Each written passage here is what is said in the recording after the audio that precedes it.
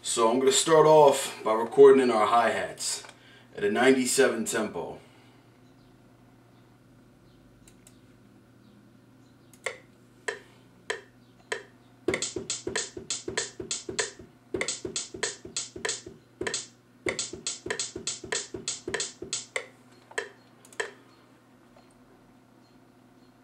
Okay, now we got that recorded in.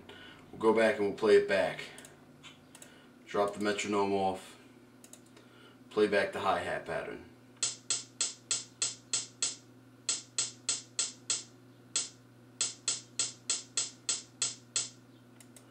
Okay, so what we're going to do now is we're going to quantize the hi-hats. Which is basically just putting them on time. So I'm going to grab them, slide them over to the beginning of the pattern. Now that we have the hi-hats moved over, we can start to position them correctly and get the quantizing done. So what I'll do, quantize this.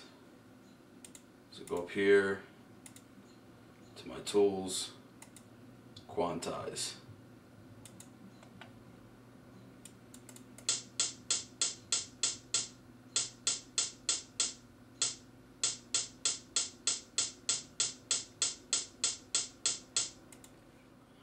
So that's the hi-hats. This will be the hi-hat that supports the original every two-step hi-hat. Your 1/16 hi-hat.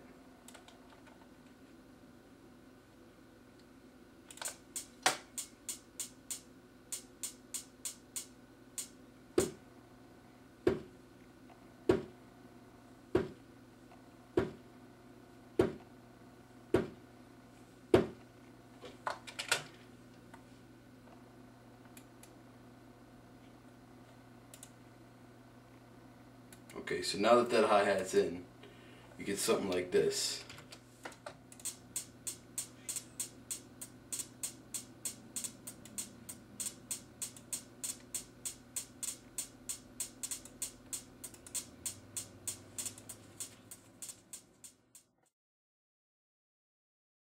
Okay, so now we're going to add the kicks to our hi-hat pattern.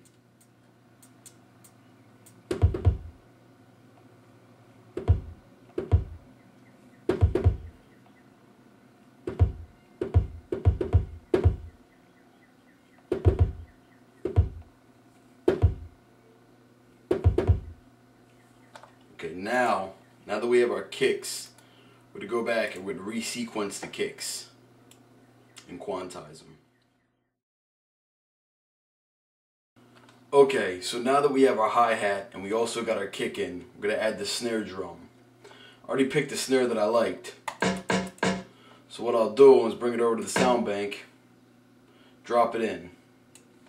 After you have it in your sound bank, set your pattern for 16 bars. That's what I'll usually set mine for. Then, we're going to actually add the snare in physically. Okay, so, here we go.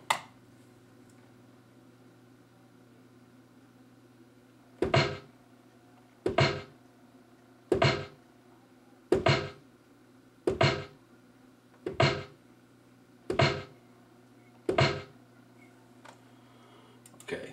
Now that I have the snare added in, I'm going to quantize the snare just like I did the other drums. Now you have something sounding like this.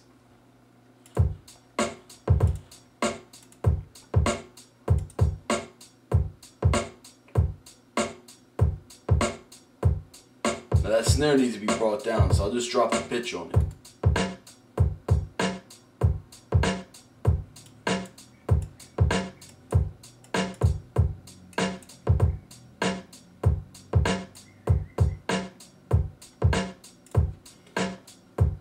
Then we'll put a swing on the beat for 25%.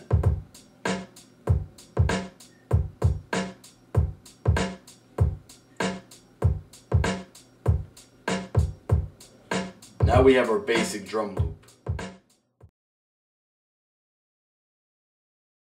Then we've got our drum work laid and we've got our basic loop put together. We're going to bring the sample in. I got the sample exported out to my keyboard.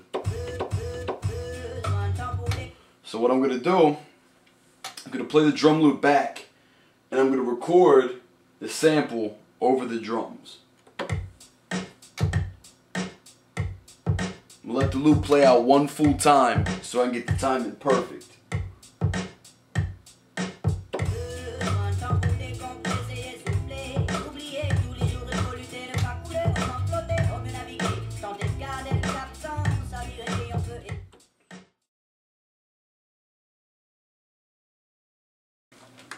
Okay, now we can go back and have the sample quantized over the drum loop, so everything's on time now, and this is what you get.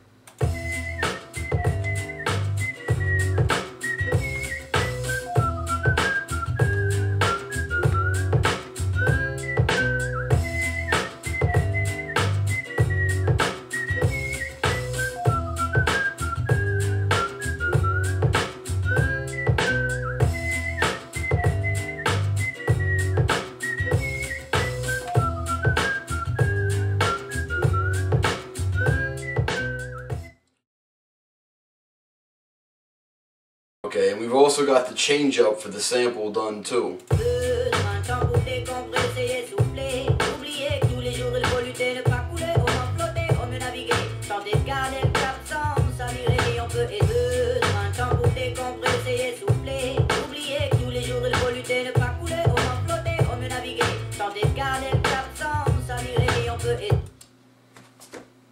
Now we're going to move on to doing the bass. To make the bass lines, what I basically do is clone over your channel. Make a copy for each sample that you have. Once you do this, send your copy into a different effects bar.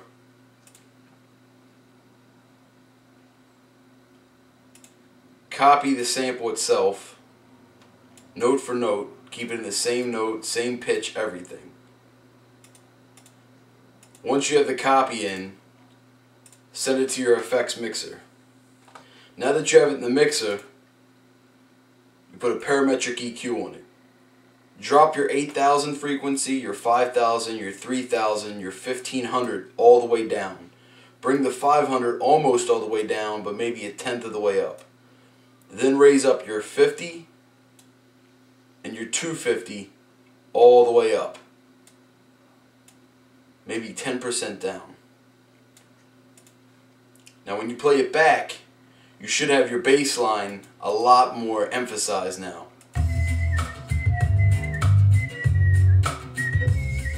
But it's too loud, there's too much bass. So you bring the volume down on the bass channel down to at least 50 or less.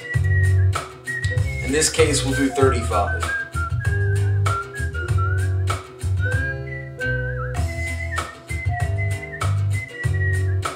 Now the bass still comes through nicely. You're going to do this for both channels too.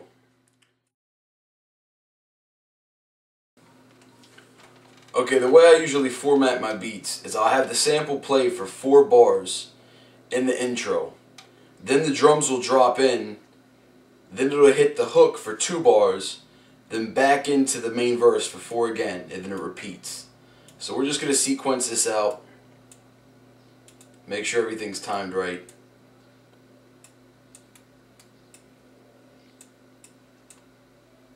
Add your drums in.